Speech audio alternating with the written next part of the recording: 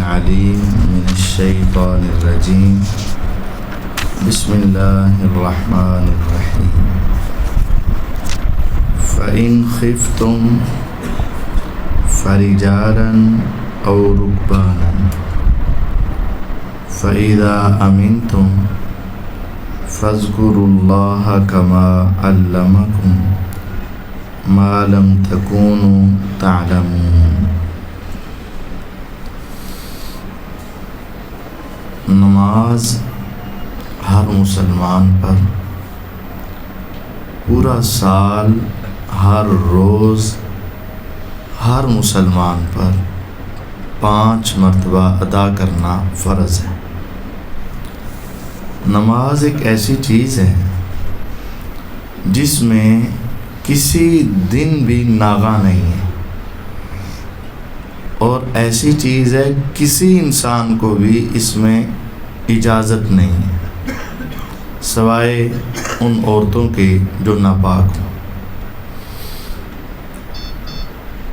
اللہ تعالیٰ نے قرآن مجید فرقان حمید سورۃ بقرہ آیت نمبر 238 اور 39 اس میں خاص حکم دیا، حافظوا علی الصلوات والصلاۃ الوسطی، نمازوں کی حفاظت کرو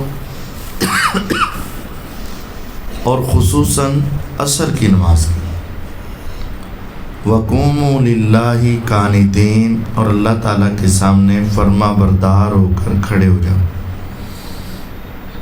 نمازوں کی حفاظت اول مرحلہ ان کی ادائیگی کا، حفاظت میں سب سے پہلے انہیں ادا کرنا، اور دوسرا یہ ہے کہ ان کو وقت پر ادا کرنا، اور تیسرا یہ ہے کہ ان کو سنت کے مطابق ادا کرنا، اور چوتھا یہ ہے کہ ہمیشہ ادا کرنا۔ یہ حفاظت ہے، ادا کریں، اول وقت میں ادا کریں، سنت کے مطابق ادا کریں، اور ہمیشہ ادا کریں، یہ حفاظت ہے۔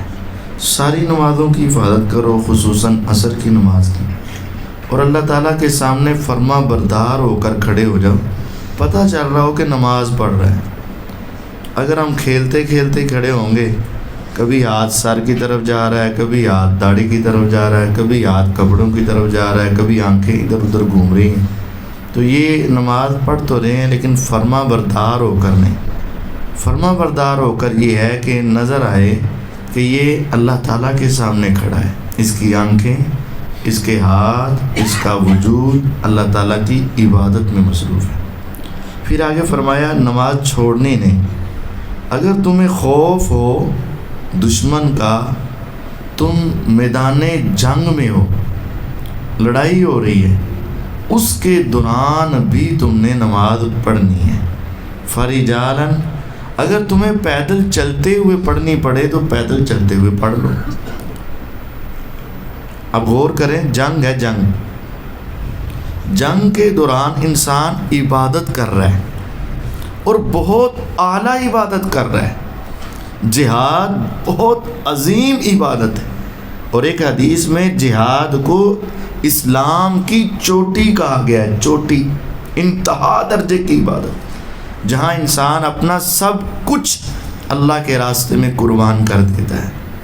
اس عبادت کے دوران بھی اگر نماز کا وقت ہو گیا تو چھٹی نہیں ہے، چلو ایک عبادت کر رہے ہو دوسری نہ بھی ہو تو خیر ہے، نہیں۔ فرجالاً 239 نمبر آئے، فرجالاً، پیدل کر لو۔ عام طور پر قبلہ رخ ہونا فرض، با جماعت ادا کرنا فرض، ظہر کے 4 رکعت ادا کرنا فرض، عصر کی 4 ادا کرنا فرض، لیکن جب جنگ ہو نا، پیدل ہو پیدل پڑھ لو، جدھر چہرہ ہے ویسے ہی پڑھ لو، ہاتھ باندھ کے قیام ہوتا ہے ہاتھ باندھ کے کر لو، نہیں ہاتھ باندھے جاتے نہ باندھو، رکوع جھک کر ہو رہا ہے کر لو، نہیں جھکا جا رہا بس تم ادا کر لو، الفاظ کو نیت کر لو رکوع کی، تمہاری نماز۔ سجدے میں سر 7 چیزیں زمین پر لگانا فرض، ماتھا اور ناک یہ ایک، دونوں ہاتھ، دونوں گھٹنے، دونوں پاؤں زمین پہ لگانا فرض. لیکن جب تم جنگ میں ہو اس طرح نہیں سجدہ کر سکتے، بس تم تصور کا سجدہ کر لو، بس تمہارا ہو گیا. اور رکبانن، تم سواری پر ہو، گھوڑے کی پشت پر ہو. آج کل کے اعتبار سے تم کسی ٹینک پر ہو، جہاں ہو وہیں پڑھ لو، جیسے ممکن ویسے پڑھ لو. لیکن یاد رکھو اس جہاد کے میدان میں بھی نماز چھوڑنے کی اجازت نہیں. کس قدر اہم کام ہے. اور ہماری نمازیں کیوں چھوٹتی ہیں؟ مہمان آ گئے سے، وہاں دشمن سے جہاد ہو رہا ہو تو نہیں، تو یہاں کیا ہے؟ مہمان آ گئے تھے، دوست آ گئے تھے، بھائی آ گئے تھے، دکان پر کوئی نہیں، دفتر میں چھٹی کوئی نہیں، بس وہ قاری صاحب آپ کو پتہ ہے بڑی مصروفیت ہوتی ہے، دکان تے اور منڈا کوئی نہیں ہوتا، تو پھر میں نہیں پڑھتا. انا للہ. اللہ تعالیٰ فرماتے ہیں جب تم حالت خوف میں ہو، پیدل ہو پیدل، سوار ہو سوار، پڑھو صحیح. حتیٰ کہ 4 رکعت والی نماز تم 2 پڑھ سکتے ہو، 2 پڑھنے کی بھی وہاں گنجائش نہیں ہے، سخت حالات ہیں. فرمایا 1 رکعت ہی ادا کر لو، اللہ تمہاری 4 ہی قبول کر لے گا. لیکن 1 پڑھنی ضرور ہے. اور بیمار کو دیکھ لو، کھڑے ہو کے پڑھ سکتے ہو پڑھو، بیٹھ کے پڑھ سکتے ہو پڑھو، لیٹ کے پڑھ سکتے ہو پڑھو، اشاروں سے پڑھ سکتے ہو پڑھو، اشارہ بھی نہیں کر سکتے تصور کے ساتھ ہی پڑھو، لیکن پڑھنی ضرور ہے، اس کے بغیر گزارا نہیں ہے میرے بھائی. فَإِذَا أَمِنْتُمْ، جب تم حالت امن میں ہو جاؤ، فَاذْكُرُوا اللَّهَ كَمَا عَلَّمَكُمْ، پھر نماز اس طرح پڑھو جیسے اللہ نے تمہیں سکھائی. یہ آیت نمبر میں بار بار بتا رہا ہوں، اپنے موبائل سے کھول کر ایک مرتبہ پڑھ لینا. سورۃ بقرہ آیت نمبر 239.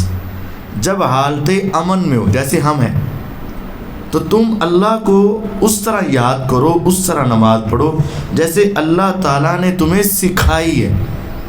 اب نماز کس طرح پڑھنی ہے؟ جیسے اللہ تعالیٰ نے سکھائی ہے. اور ہمارے یہاں ایک جملہ چلتا ہے، نماز پڑھو صحیح جن مرضی پڑھو. سنا ہے نا آپ نے؟ یار پڑھو صحیح جن مرضی پڑھو. اب اللہ رب العزت کیا فرما رہے ہیں؟ اس طرح پڑھو جیسے میں نے تمہیں. اب یہ اللہ تعالیٰ کا فرمان ہے، اور ایک ہمارا قول ہوتا ہے پڑھو صحیح. تو یہ تو اللہ تعالیٰ کے مقابلے میں ہم بات کر رہے ہیں، تو یہ تو درست نہیں ہے. اور حدیث نبوی کیا ہے؟ صلو کما رأیتمونی اصلی، نماز اس طرح پڑھو جیسے تم نے مجھے نماز پڑھتے ہوئے دیکھا ہے. اب ایک بیان اللہ رب العزت کا ہے، اس طرح پڑھو جیسے میں نے سکھائی، اور ایک بیان رسول اللہ صلی اللہ علیہ وسلم کا ہے، اس طرح پڑھو جیسے تم نے مجھے پڑھتے ہوئے دیکھا ہے. اور ایک بیان ہمارا ہے، یار پڑھو صحیح جن مرضی پڑھو. تو یہ پھر ہماری بات تو اللہ اس کے رسول سے ٹکرا گئی، یہ درست نہیں ہے. میرے بھائیو، شیطان ہمیں اول مرحلے میں نماز سے ہی روکتا ہے، 100 بہانے بناتا ہے. یہ رمضان کی بات ہے، رمضان کی بات ہے. ایک آدمی یہاں افطاری کر رہا ہے تو افطاری کر کے جانے لگا، میں نے کہا نماز تو پڑھ لیکن نہ کپڑے نہیں صحیح ہے. دیکھو اللہ کے بندو، اگر کپڑے نہیں تو صاف پہنا کرو. تم کیوں گندے کپڑے پہنتے ہو؟ کیوں ناپاک کپڑے پہنتے ہو؟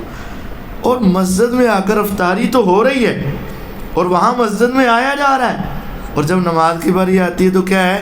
میرے کپڑے نہیں صاف ہے. قاری صاحب ایسا جواب دیو ہوں کہ بول نہ سکن، کیونکہ قاری صاحب ایسے نہیں کہہ سکتے ناپاک کپڑے نہ نماز. تو یہ شیطان ہمیں نماز سے دور کرتا ہے. نماز نہ پڑھو، 100 بہانے ہمارے ذہن میں لاتے ہیں. اگر آپ اپنی ایمانی کیفیت کی وجہ سے اس کا یہ بہانہ توڑ کر مسجد میں آ جاتے ہیں نا، اب وہ شیطان کہتے ہیں میرا داؤ تو نہیں چل سکا، یہ تو بندہ اللہ کے قریب ہو رہا ہے، یہ تو اللہ تعالیٰ کو منا رہا ہے، یہ تو نماز پڑھ رہا ہے. اب وہ شیطان، اس کا 24 گھنٹے کام یہ ہے انسان کو اللہ تعالیٰ کی رحمت سے دور کرے، جنت سے دور کرنے کی ہر ممکن کوشش کرتا ہے. اب اس کا دوسرا جال، دوسرا حربہ یہ ہوتا ہے، اب اس کو نماز کے اندر میں توجہ نہ کرنے دوں، اس کی نماز خراب کر دوں، اس کی نماز کا میں حصہ اٹھا لوں اور اس کی نماز میں ایسی غلطیاں کروا دوں جس کی وجہ سے اس کی پڑھی ہوئی نماز قبول نہ ہوئے اور شیطان اپنے کام یا اپنے عمل میں اور اپنے حربے میں کیا ہو جائے؟ کامیاب۔ یہ شیطان ہے نا، ہماری شیطان سے دشمنی ہے، وہ ہمارا دشمن ہے، وہ ہمیں سیدھے راستے پر دیکھ کر خوش نہیں ہوتا ہے۔ اب ہمیں ہے کہ ہم نے اپنا وقت دینا ہے نماز کے لیے، اور نماز اس طرح پڑھنی ہے جیسے اللہ رب العزت نے سکھائی، اور نماز اس طرح پڑھنی ہے جیسے رسول اللہ صلی اللہ علیہ وسلم نے پڑھ کے دکھائی۔ اگر اس طرح پڑھیں گے، ہماری 2 رکعت بھی اگر قبول ہو گئی، یقین جانیے صحیح مسلم کی حدیث صحیح بخاری میں موجود ہے، آپ نے فرمایا جس نے وضو کیا سنت کے مطابق وضو، نماز پڑھی پوری توجہ کے ساتھ نماز، اور سنت کے مطابق نماز پڑھی، 2 رکعت نفل ادا کر لیے، محمد صلی اللہ علیہ وسلم فرماتے ہیں میں ضمانت دیتا ہوں اس بندے پہ اللہ کی جنت واجب ہو چکی ہے، جنت واجب ہے۔ لیکن شرط یہ ہے کہ نماز پوری توجہ سے ہو اور نماز سنت کے مطابق ہو۔ سنت کے مطابق نماز پڑھنا میرے بھائیوں اشد ضروری ہے۔ اب سنت کے مطابق ہم نماز کہاں سے تلاش کریں؟ میں تم سے یہ نہیں کہتا کہ مجھ سے پوچھو، میں تم سے یہ نہیں کہتا فلاں فلاں فلاں سے پوچھو، آپ کے پاس موبائل موجود ہیں اور آپ دین لینا انتہائی آسان ہے۔ میں صرف آپ سے ایک التماس کرتا ہوں، صرف ایک ریکویسٹ ہے، جہاں لاکھوں روپے کے موبائل آپ کی دنیا کے کام آ رہے ہیں، اپنی آخرت کو سنوارنے کے لیے ایک کام کر لو کہ اپنے موبائل میں ایک حدیث کی کتاب صحیح بخاری رکھ لو، اور آپ کسی عالم سے پوچھ لیں اس کائنات میں، نیلی آسمان کی چھت کے نیچے اور اس زمین کے اوپر پوری دنیا میں سب سے اتھینٹک، سب سے بڑی حدیث کی کتاب کون سی ہے؟ ہر عالم کہے گا اس قرآن کے بعد اس پوری دنیا میں اگر سب سے سچی کتاب ہے تو اس کا نام کیا ہے؟ صحیح بخاری ہے۔ آپ اس صحیح بخاری کو اپنے موبائل میں رکھیں، اس کے اندر سے نماز کا بیان آپ شروع کر لیں۔ آپ اعتکاف میں ہیں، آپ روزے میں ہیں، بیداری کی راتیں ہیں، آپ جہاں قرآن کی تعلیم لیتے ہیں وہاں ایک مرتبہ، یہ ہماری ذمہ داری تو ہے نا، ہم ایک مرتبہ زندگی میں ایک مرتبہ پورا دل لگا کر صحیح بخاری کی احادیث ایک مرتبہ اردو میں، انگلش میں، عربی میں، جو تمہارے لیے آسان ہے، تینوں چیزیں موجود ہیں، آپ اس کو ایک مرتبہ پڑھ لیں اور آپ پڑھتے جائیں اور اپنی نماز کی ڈائریکشن سیدھی کرتے جائیں۔ روزے قیامت آپ اللہ رب العزت سے یہ کہہ سکیں گے یا رب ہم نے تیرے قرآن میں پڑھا اور سنا سورۃ بقرہ میں کہ نماز اس طرح پڑھو جیسے اللہ تعالیٰ نے تمہیں سکھائی، اور صحیح بخاری میں حدیث ہے رسول اللہ صلی اللہ علیہ وسلم نے کہا نماز اس طرح پڑھو جیسے مجھے پڑھتے ہوئے دیکھتے ہو۔ ہم نے اللہ اس طرح نماز پڑھنی شروع کی جس طرح تیرے پیغمبر علیہ السلام کی حدیث تھی۔ میں نے سب سے اتھینٹک کتاب صحیح بخاری اور اس کے بعد صحیح مسلم ہے، ایک کتاب کر لو یا 2 کتابیں کر لو، ان میں نماز کا طریقہ، وضو کا طریقہ، غسل کا طریقہ پڑھنا شروع کر دو، کسی سے پوچھنے کی ضرورت نہیں، جو تمہیں وہاں حدیث مل جائے کہ رسول اللہ صلی اللہ علیہ وسلم کا قیام ایسے تھا، رکوع ایسے تھا، سجدہ ایسے تھا، تشہد ایسے تھا، سلام ایسے تھا، نوافل ایسے تھے اور سنتیں ایسے تھیں، فرض ایسا تھا، ایک مرتبہ پڑھ کے اس پر عمل شروع کر دو، روزے قیامت تم نجات پا جاؤ گے۔ اور اگر 40 سال گزر گئے، 50 سال گزر گئے، 70 سال گزر گئے، ہم اپنی ایک سوئی کے اوپر قائم رہے اور پھر ہم نے اپنے آپ کو نہ بدلا، رب تعالیٰ نے روزے قیامت اگر پوچھ لیا ہاں بتاؤ نماز پڑھی؟ ہاں پڑھی یا رب، ایک بھی نہیں چھڈی۔ تو کس طرح پڑھی؟ یا رب جیسے میں بچپن میں پڑھتا تھا، جیسے لوگوں کو دیکھتا تھا اسی طرح ہی پڑھتا رہا۔ ارے دنیا کے بھی کچھ پڑھا تھا، ہاں دنیا کا تو بہت کچھ پڑھا تھا، تو دین کی کچھ سمجھ کے لیے کچھ پڑھا، یا رب وہ نہیں پڑھ سکا۔ دنیا کی ہر چیز ہم پڑھ لیتے ہیں، جس کا پتہ نہ ہو نا فوراً کہتے ہیں ٹھہر جا گوگل ہے نا، ابھی سرچ کر لیتا ہوں، ابھی آپ کو بتا دیتا ہوں۔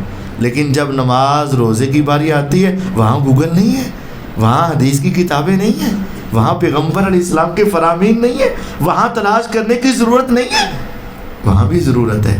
آخری حدیث سن لیں، اس کے بعد اگر کسی کا سوال ہو تو کر لے۔ ایک حدیث بڑی اہم سنانے لگا،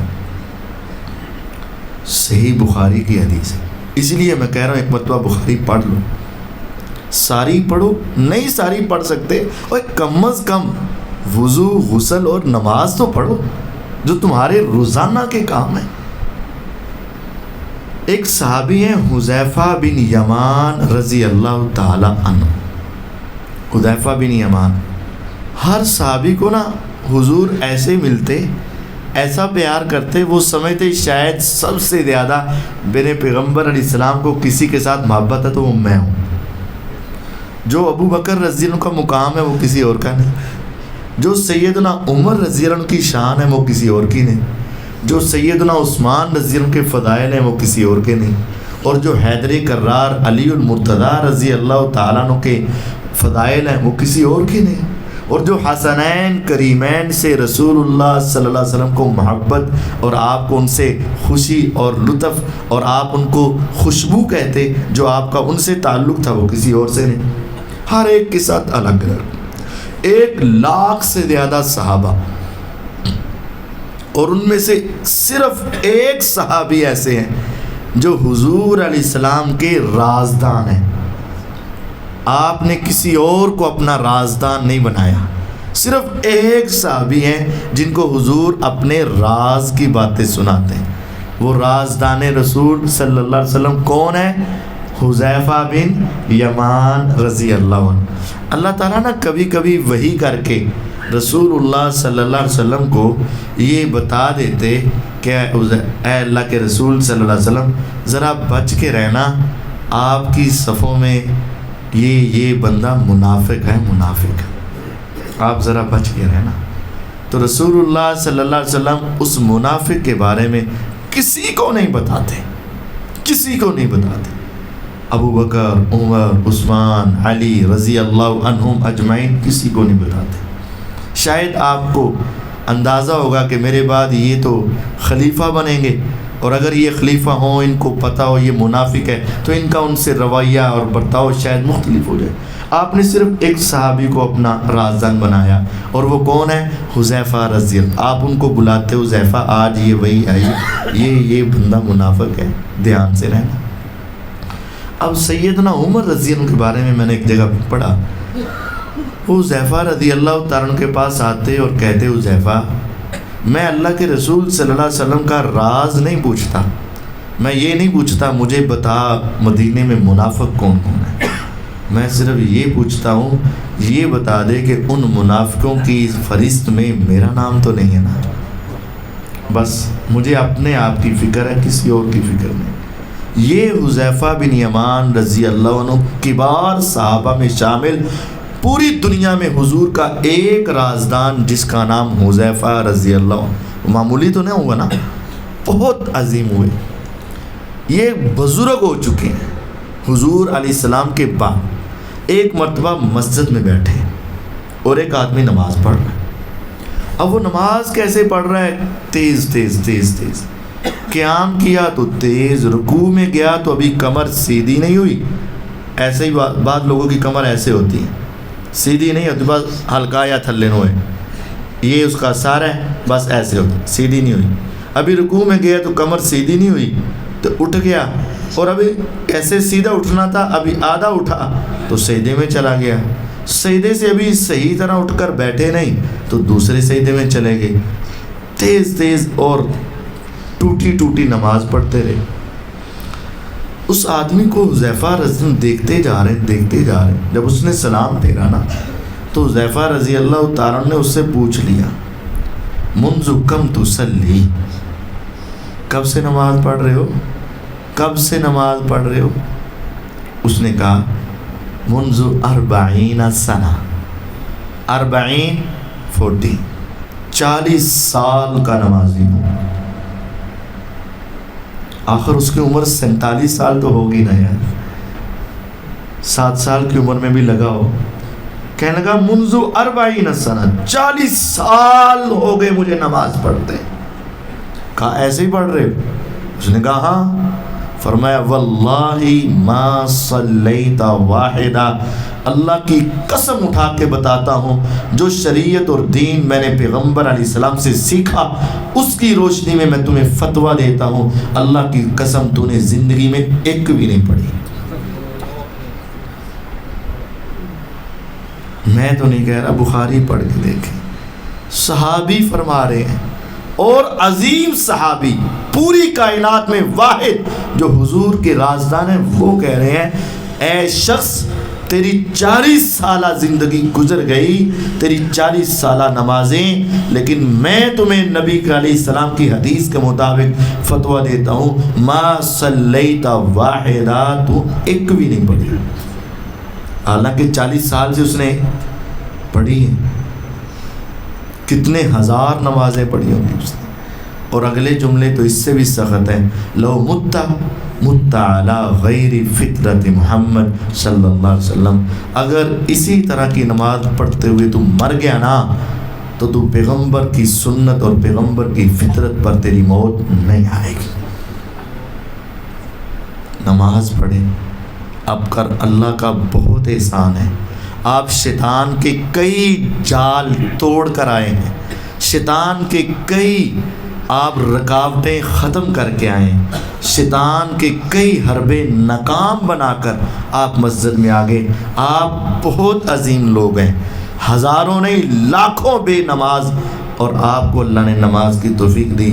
لیکن اب ایک اور کام کر لیجئے گا، اپنی نماز کو صحیح بنا لیں، رسول اللہ صلی اللہ علیہ وسلم کی سنت کے مطابق بنا لیں، اپنی نماز کو اللہ کے بتائے ہوئے اصولوں کے مطابق بنا لیں، تاکہ اللہ تعالی ہماری نمازوں سے راضی ہو جائے، خوش ہو جائے، اور اللہ تعالی ہماری نمازوں کو قبول فرما لے. اللہ تعالی ہمیں سمجھنے اور اپنی اصلاح کرنے کی توفیق عطا فرمائے. وآخر دعوانا ان الحمد للہ رب العالمین.